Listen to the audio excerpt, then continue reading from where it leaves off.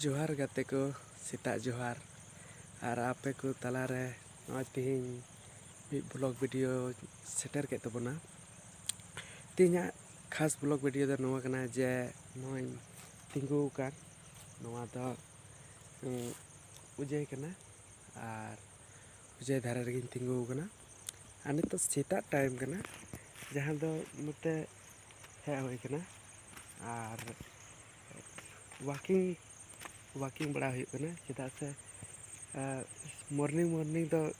Walking लिखन अभी best हुई तो ना खातिर वाकिंग नते हे हुई कना और अभी मौज बुझे कना नोआ उजय धारा हे हुई कानते और नोआ दो आमला चतर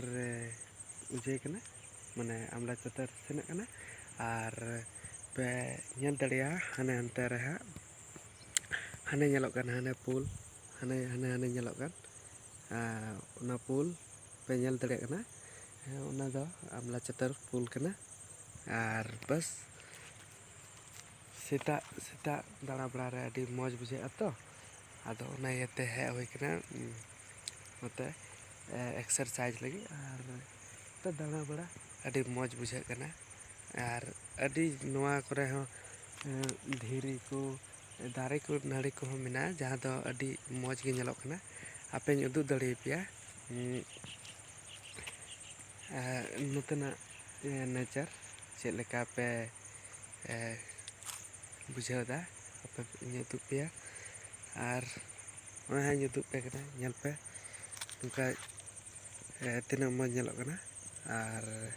लास्ट उदू पे कना ñel तबन पे हाना पे ñel दड़िया उना तो आमला चतर पुल कना और हाना हनते रे अतु मिना और नोनुका हनते खय हे कना उजय और हनते खय दा दो अतु फेड़ो कना नते गी नाते अतु फेड़ो कना हनते खन हिजु कना नाते अतु फेड़ो कना और पे ñel दड़िया हाने पुल नते और नोआ करना जगह पे ñel दड़िया ढीप को पे ñel दड़िया अभी मौज बेस्ट की ñelok कना और नोआ करे दाना बड़ा रे अभी मौज के बुझे कना पे ñel दड़िया नोया निते दो पुल से चला कना और नोया उदू पे कना नोना तो आमला चतर पुल कना और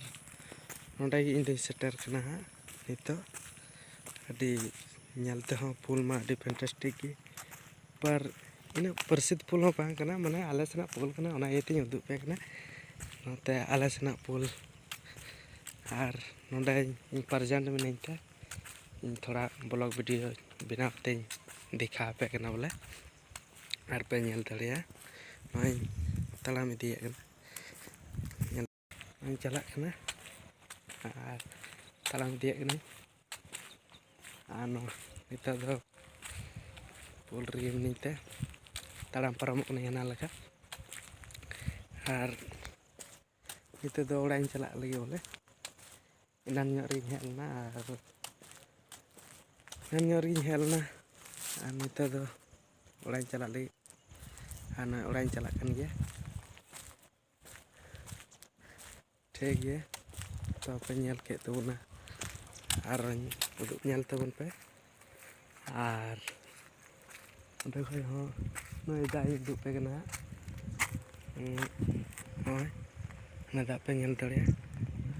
और नते हो अभी लातार गया एकदम लातार से कहते हैं अभी बतर के बुझे कना नवा लखा पे ñel दड़िया और अभी के बतर बुझे कना ñel दड़िया पे ठीक गया उनका गी उदुग बुना नेचर तो पे ñel के तबना नतेना नेचर अभी फैंटास्टिक नेचर कना और अभी मौज बुझे कना नतेना नेचर और नुआ बीर बुरु गाडा से नुआ उजय करना नेचर दो बांग अभी फैंटास्टिक गी कहतेना और नुआ करे दाना बड़ा रे हो मौज की बुझे तेना अभी माने मने अभी जियाड़ की जीवी अभी जियाड़ की कहतेना एकदम नुआ करे दाना बड़ा तेदा जबकि आपे से हो जाए को जुदी ᱜᱟᱰᱟ ᱢᱮᱱᱟᱜᱼᱟ ᱥᱮ ᱡᱟᱹᱭ ᱢᱮᱱᱟᱜᱼᱟ, ᱚᱱᱠᱟᱱ ᱟᱭᱢᱟ ᱢᱚᱡᱽ ᱥᱮ ᱱᱮᱪᱟᱨ ᱧᱮᱞ ᱧᱟᱢᱚᱜ ᱢᱮᱱᱟᱜ ᱠᱷᱟᱱ ᱯᱮ ᱪᱟᱞᱟᱣ ᱵᱟᱲᱟ ᱟᱠᱟᱱ ᱠᱷᱟᱡ ᱟᱹᱰᱤ ᱢᱚᱡᱽ ᱯᱮ ᱵᱩᱡᱷᱟᱹᱣ ᱛᱟᱦᱮᱱᱟ᱾ ᱚᱱᱠᱟᱜᱮ ᱱᱚᱛᱮ ᱦᱚᱸ ᱟᱞᱮ ᱥᱮᱫ ᱦᱚᱸ ᱟᱹᱰᱤ ᱢᱚᱡᱽ ᱵᱩᱡᱷᱟᱹᱜ ᱠᱟᱱᱟ ᱟᱨ ᱟᱹᱰᱤ ᱢᱚᱡᱽ ᱜᱮᱭᱟ᱾ ᱟᱨ ᱡᱟᱦᱟᱸᱭ ᱠᱚ ᱡᱩᱫᱤ ᱦᱤᱡᱩᱜ ᱥᱟᱱᱟ ᱯᱮᱭᱟ ᱱᱚᱛᱮ ᱡᱮᱭᱥᱮ ᱠᱤ ᱟᱢᱲᱟ ᱪᱚᱛᱟᱨ ᱯᱩᱞ ᱯᱮ ᱧᱮᱞ ᱫᱟᱲᱮᱭᱟᱜᱼᱟ, ᱛᱚ ᱱᱚᱛᱮ ᱦᱤᱡᱩᱜ ᱛᱟᱵᱚᱱ ᱯᱮ ᱟᱨ ᱧᱮᱞ ᱤᱫᱤ ᱯᱮ ᱱᱚᱛᱮᱱᱟᱜ ᱱᱮᱪᱟᱨ ᱪᱮᱫ ᱞᱮᱠᱟ ᱵᱩᱡᱷᱟᱹᱜ ᱠᱟᱱᱟ ᱟᱨᱯᱮ ᱧᱮᱞ ᱫᱟᱲᱮᱭᱟᱜᱼᱟ, ᱟᱹᱰᱤ ᱢᱚᱡᱽ ᱜᱮ ᱵᱩᱡᱷᱟᱹᱜᱼᱟ ᱱᱚᱛᱮᱱᱟᱜ᱾ ᱢᱟ ᱟᱪᱪᱷᱟ ᱛᱮᱦᱮᱧᱟᱜ ᱵᱷᱤᱰᱤᱭᱳ ᱫᱚ ᱤᱱᱠᱟᱹ ᱜᱮ, ᱡᱚᱦᱟᱨ᱾